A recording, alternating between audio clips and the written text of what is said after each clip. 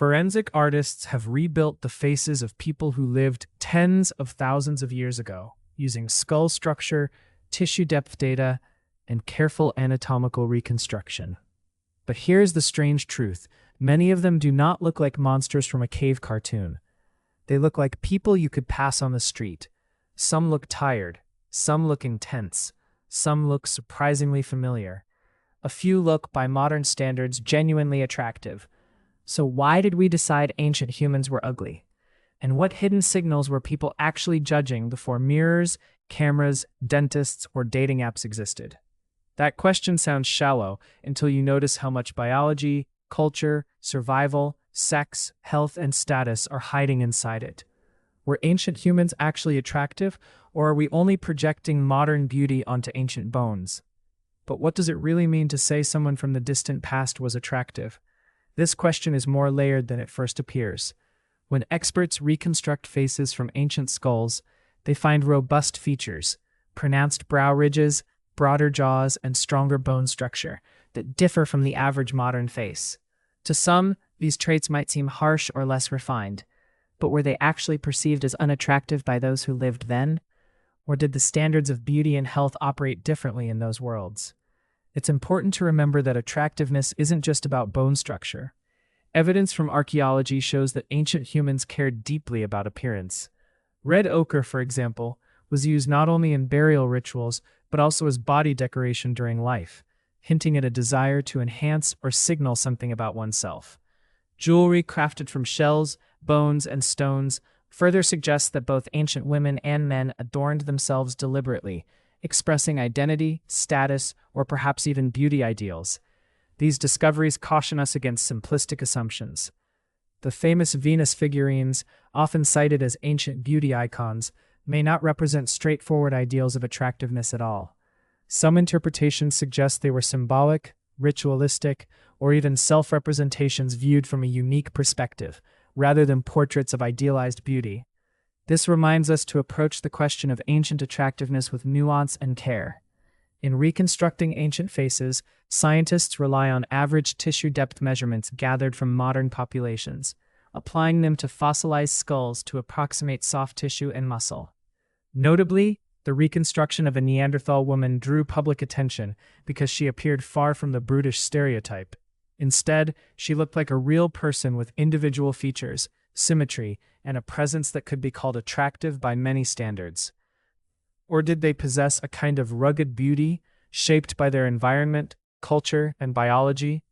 As we look closer at these faces, the answer unfolds with surprising complexity and invites us to rethink what it means to be human, beautiful, and connected across time. The stereotype of ancient humans as ugly, dirty cave dwellers is deeply rooted in popular imagination, but it doesn't hold up under closer scrutiny. When we picture our ancestors, images of unkempt, grunting figures with exaggerated features often come to mind. Yet, this caricature overlooks a wealth of evidence suggesting that ancient humans cared about grooming, appearance, and social expression, just as we do. Take the robust facial features common in early humans and Neanderthals. Pronounced brow ridges, broader jaws, and stronger bones are often seen as coarse or unattractive by modern standards. But these traits were simply variations within human diversity, shaped by genetics and adaptation to harsh environments. In fact, symmetry and proportionality, key markers of attractiveness today, are evident in many skull reconstructions, indicating that these ancient faces were balanced and harmonious, rather than grotesque. Facial symmetry, for example, is linked to health and genetic fitness, factors that likely mattered then as much as they do now. The archaeological record reveals that ancient people went beyond their natural appearances. Red ochre, widely found at sites tens of thousands of years old, was used not only in burial rites, but also for body decoration during life. This pigment could have served as a sort of prehistoric makeup, enhancing appearance or signaling social identity. Both women and men adorned themselves with jewelry made from shells, bones, and stones, deliberate choices that imply aesthetic sensibility and cultural meaning. This challenges the idea that ancient humans lived in a state of perpetual filth or neglect. Consider the Venus figurines, often interpreted as representations of fertility or beauty. However, these small sculptures might not reflect straightforward ideals of attractiveness. Some scholars suggest they were symbolic objects or even self-representations viewed from a unique perspective, cautioning us against projecting modern beauty standards onto ancient art. This reminds us that attraction is a complex, culturally embedded concept, not a fixed or universal measure. When scientists reconstruct ancient faces using tissue depth data based on living humans, the results consistently show individuals who look strikingly human, complete with subtle details like skin texture and muscle tone. The Neanderthal woman reconstruction that gained attention wasn't a monstrous caricature, but a face with personality and presence. Her features, while robust, didn't preclude attractiveness. They reflected a life lived fully in challenging circumstances. Ultimately, the image of ancient humans as ugly and dirty is a simplification that ignores their nuanced biological traits and cultural practices. They were not so different from us in their concern for appearance, nor in the subtle signals of health and identity they conveyed. Recognizing this complexity helps us appreciate our shared humanity across tens of thousands of years. Skulls are the starting point for understanding what ancient humans looked like, but there's a crucial gap between bone and face.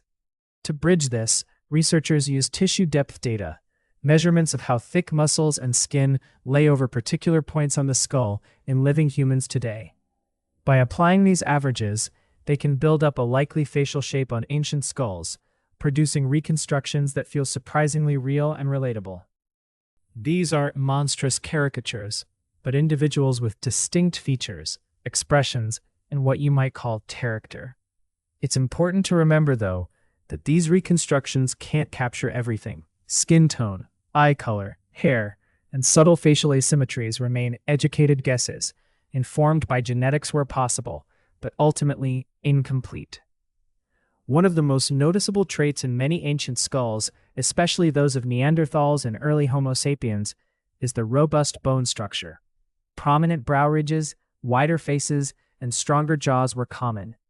Modern sensibilities might interpret these features as harsh or unattractive, but robust does not equal ugly. In fact, robust facial features often signal strength and health, qualities that are attractive in an evolutionary sense. For example, a pronounced brow ridge may have helped protect the eyes, while broader cheekbones supported powerful chewing muscles. These physical characteristics were adaptations to demanding environments, not flaws. Reconstructions show that despite these robust elements, symmetry and proportionality remain key. Symmetry, a marker of genetic health and developmental stability, is evident across ancient skulls, much like it is in modern faces. This suggests that ancient humans likely valued and exhibited traits that we still associate with attractiveness today. Additionally, signs of good nutrition and health appear in many remains, indicating that these individuals were not simply survivors, but thrived enough to maintain their physical well-being.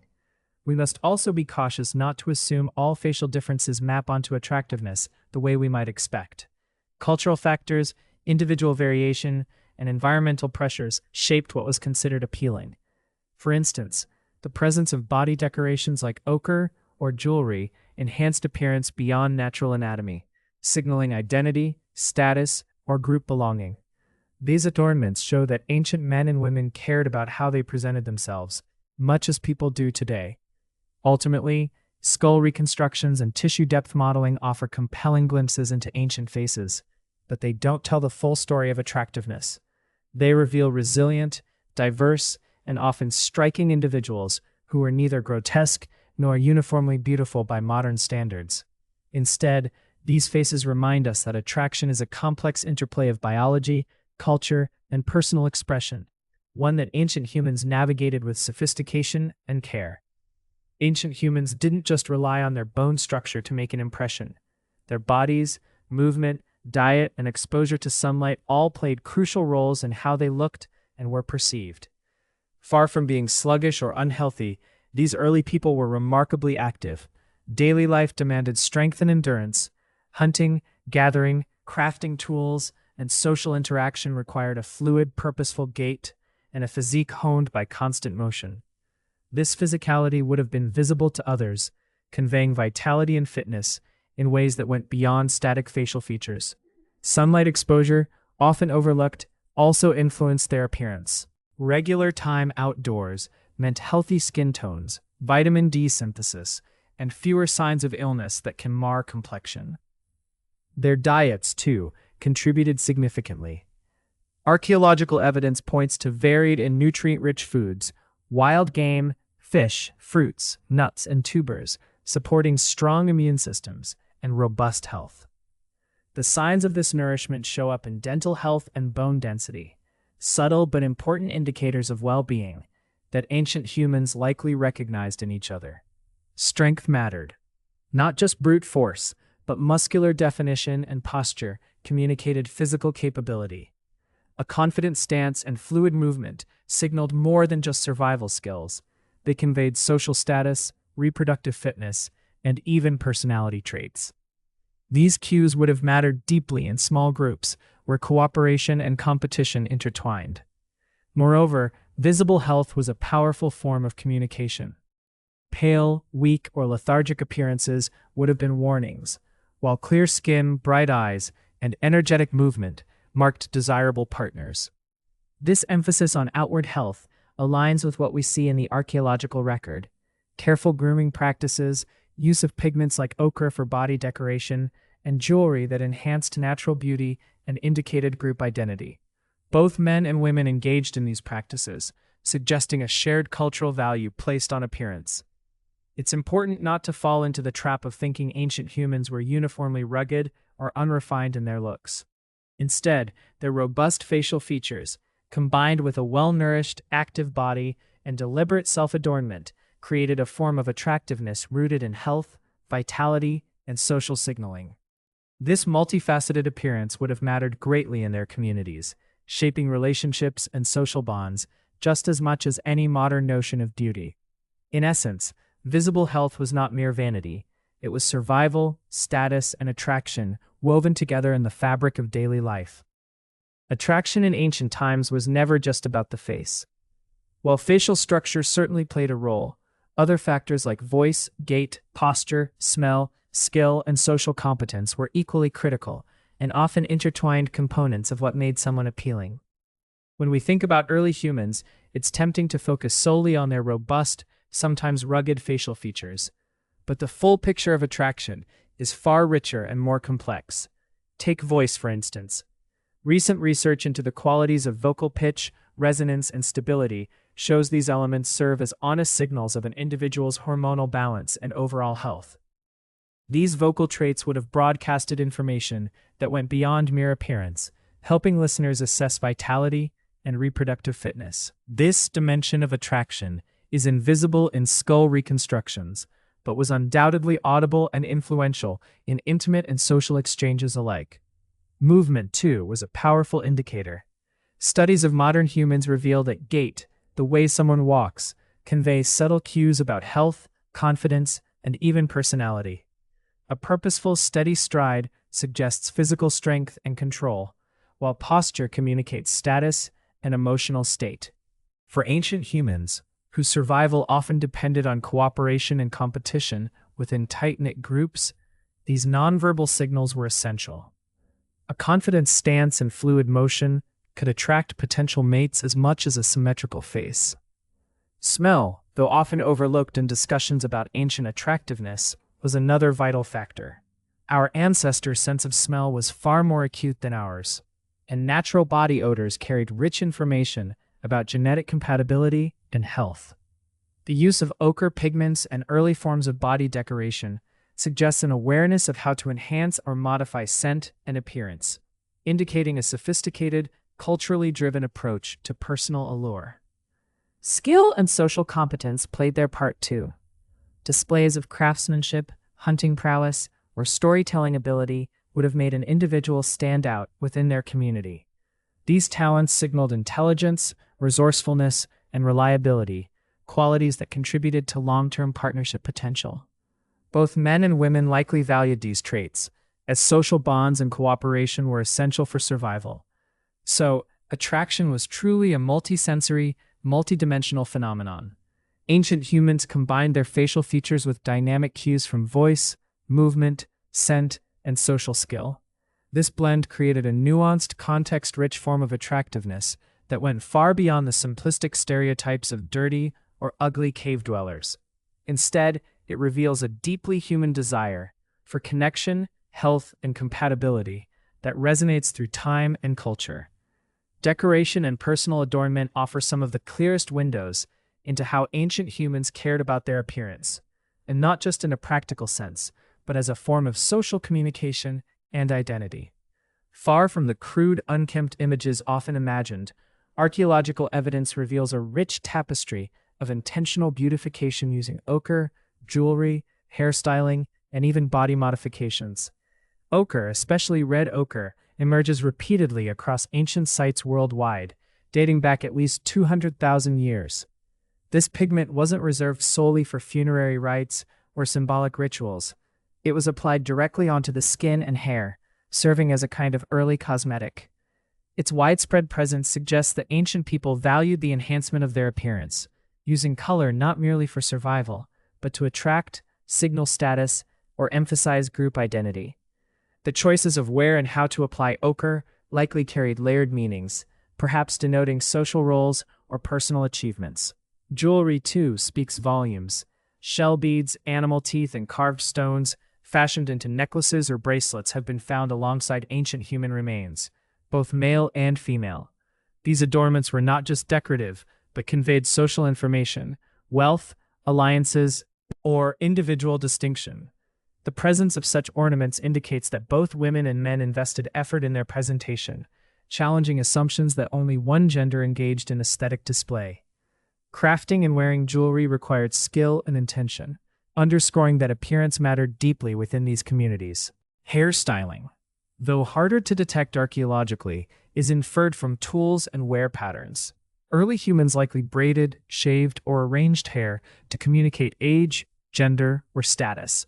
Hair is a powerful visual signal across cultures, and it's reasonable to conclude that ancient humans exploited this medium as well, grooming themselves in ways that aligned with their social norms and personal preferences. Body modifications such as tattooing, scarification, or intentional bodily alterations also played a role in signaling identity and beauty. While direct evidence is scarce, some fossilized remains show marks or healed wounds consistent with these practices. These modifications could represent rites of passage, achievements, or markers of belonging, physical storytelling etched onto the body itself. Why did ancient humans care so much about how they looked? Beyond individual attraction, appearance functioned as a social language. It broadcasted information about health, fertility, group membership, and social rank. In small, interdependent communities, these signals helped maintain social cohesion and facilitated mate selection. Appearance was not superficial, but deeply intertwined with survival and reproduction. Ultimately, the archaeological record invites us to reconsider the stereotype of ancient humans as dirty or indifferent to beauty. Instead, it reveals a nuanced, intentional engagement with decoration and self-presentation, a vivid testament to the enduring human impulse to adorn, express, and connect through appearance. As we explore the material culture of ancient peoples, one of the most famous and evocative artifacts often brought into the conversation is the so-called Venus figurines, small, stylized sculptures of female forms carved from stone, bone, or ivory, dating back tens of thousands of years. At first glance, these figures seem to offer clues about prehistoric ideals of beauty or fertility. Yet here is where archaeological caution becomes essential. While it's tempting to assume that these exaggerated forms reflect straightforward standards of attractiveness, the reality is far more complex and ambiguous. These figurines often emphasize certain features, rounded hips, prominent breasts, sometimes even enlarged abdomens, that scholars have traditionally linked to fertility or health. But interpreting these objects strictly as beauty standards risks projecting modern assumptions backward onto ancient minds. They might represent symbolic fertility icons, ritual objects, or even self-depictions created by women looking down at their own bodies, rather than idealized images meant to impress others. Some researchers suggest they functioned as talismans, teaching tools, or embodiments of group identity, rather than straightforward portraiture or aesthetic preference. The danger of overgeneralizing from a single category of artifacts underscores a broader point. One piece of material culture cannot define the entirety of human attraction or standards of beauty across vast spans of time and diverse cultures. The archaeological record is fragmentary, and symbolic meanings are often layered and elusive. What might seem obvious to us today, such as the idea that a voluptuous figure was universally admired, may have held different or even contradictory meanings in ancient contexts. Moreover, attraction is deeply tied to social and cultural frameworks that shift over time and place. The presence of ochre body paint, jewelry, hairstyles, and even evidence of body modification all reveal that ancient humans actively shaped their appearance. But these practices were embedded within complex social narratives. They communicated identity, status, health, and group belonging, rather than simple, universal beauty ideals. In essence, the Venus figurines invite us to appreciate the symbolic richness and interpretive challenges of the past. They remind us to approach ancient artifacts with humility, recognizing that beauty and what it signifies cannot be distilled to a single object or simple notion. Instead, it is a dynamic interplay of biology, culture, and individual expression, woven into the fabric of human experience across millennia.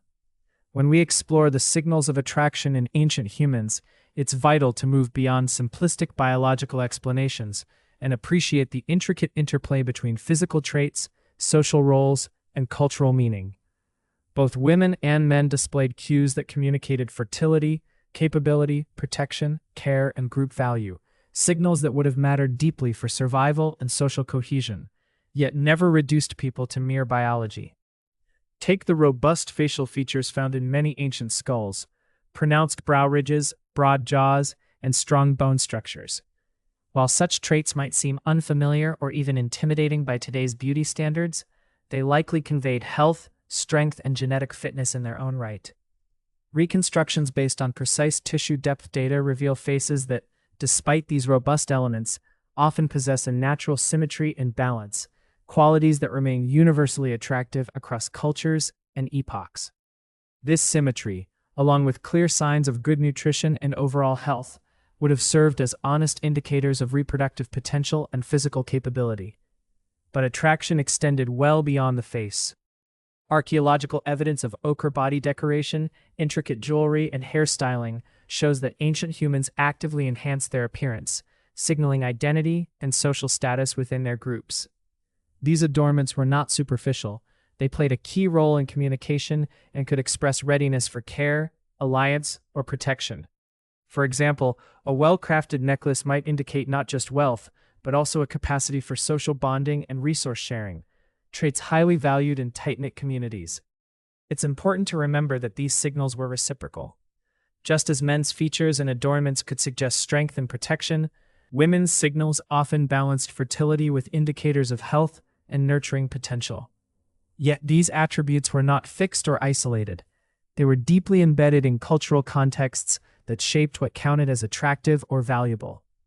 Modern comparisons using large-scale data from dating apps reinforce that while certain biological markers like symmetry hold steady, cultural variation shapes the nuances of attraction, reflecting a dynamic dialogue between biology and social meaning. Moreover, movement, voice, and gait added layers of information. Research shows that healthy vocal qualities and confident fluid movement communicate vitality and personality traits that facial structure alone cannot convey. Ancient humans like us would have read these subtle cues in daily interaction, forming impressions that combined appearance with behavior and social signals. Ultimately, the attractiveness of ancient humans cannot be confined to bone structure or biology alone. It was a rich, multifaceted tapestry woven from fertility and capability, protection and care, individual expression and group belonging.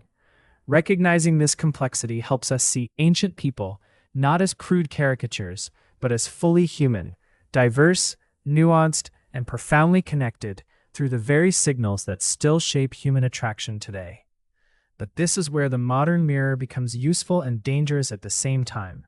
In our modern world, the mirror of attraction has taken on new forms, yet the core machinery beneath the surface remains remarkably consistent. Take dating apps, for example, platforms where millions scroll through faces in search of connection. These digital spaces provide a vast trove of data on what people find attractive, and the findings echo patterns that likely stretch back hundreds of thousands of years. Symmetry, clear skin, and facial proportions aligned with what scientists call the golden ratios repeatedly emerge as markers of attractiveness across diverse cultures and demographics. This consistency suggests that certain biological cues, rooted in health and reproductive fitness, remain deeply embedded in our preferences, regardless of shifting cultural fashions or technological changes. Yet dating apps also reveal the powerful influence of culture in shaping the surface of attraction. Hairstyles, makeup, clothing, and even the choice of background in a photo can dramatically alter perceived attractiveness, highlighting how social context and personal expression add layers of meaning to the underlying biological signals. Ancient humans, as archaeological evidence shows, were no strangers to this interplay. The use of ochre for body decoration, the crafting of jewelry, and carefully styled hair were early forms of self-presentation that went beyond raw physiology to convey identity, status, and readiness for social bonding.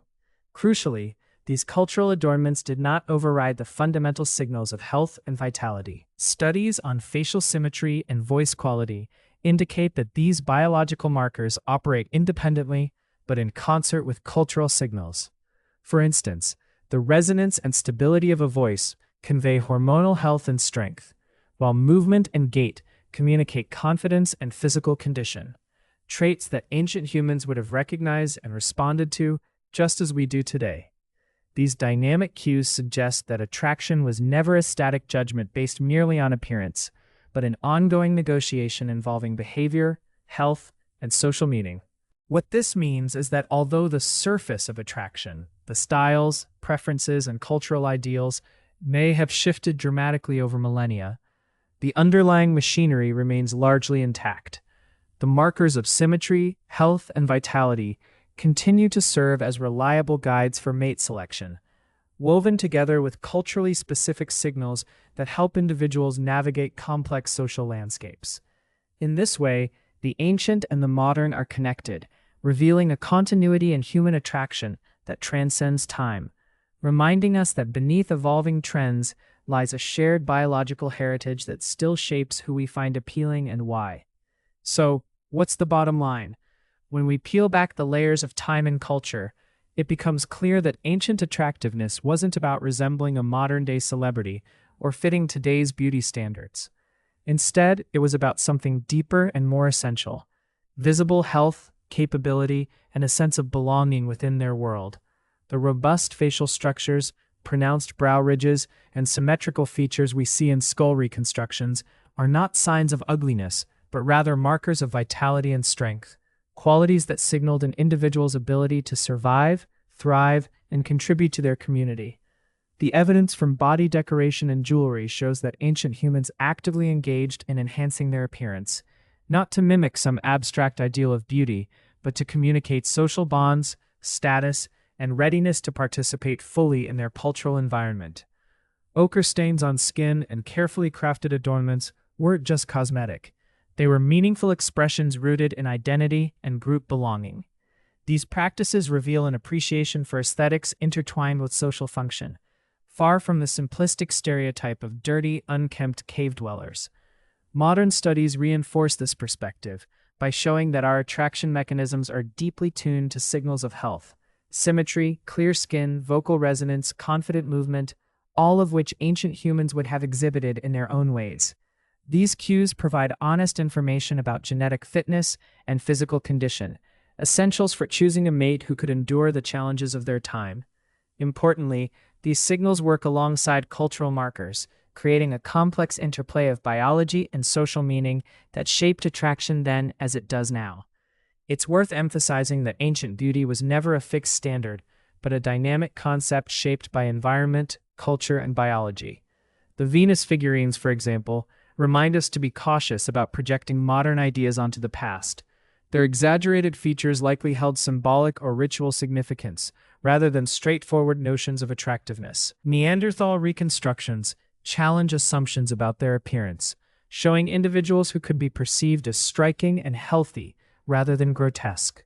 Ultimately, understanding ancient attractiveness invites us to reconsider not just how people looked, but what it meant to be desirable in a world where survival hinged on health, skill, and social connection. This nuanced view enriches our appreciation of human history, revealing that beneath the surface, the core values of attraction, health, capability, belonging, have endured across hundreds of thousands of years, linking us in an unbroken chain to those who came long before.